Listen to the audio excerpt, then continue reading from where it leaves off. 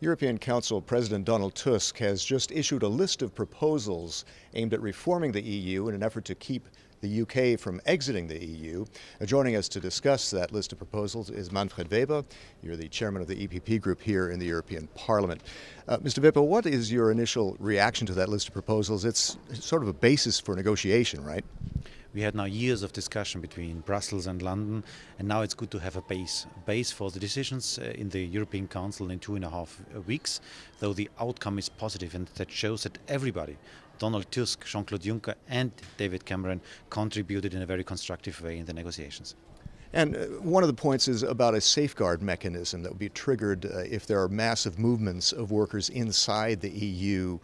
Why do you think that would work and placate the British concerns?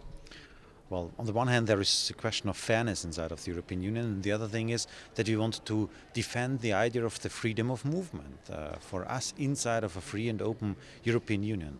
And I think the proposal Donald Tusk put now on the table is a good starting base for talking about the substance, because there is really a European mechanism behind. The European Commission is in charge to activate this mechanism, and the European Commission was always the institution which defended in the past the ideas of a common Europe. This is all about a referendum that is expected in Britain on UK in or out, on a possible Brexit. What would be your message to the voters in Britain regarding this new list of proposals? David Cameron fought for the interests of Great Britain, and now there is a good success on the table. I think it's a convincing success, a document on the table. But now we have to change, and David Cameron has to change the debate in Great Britain. It's not anymore about some details, important but details.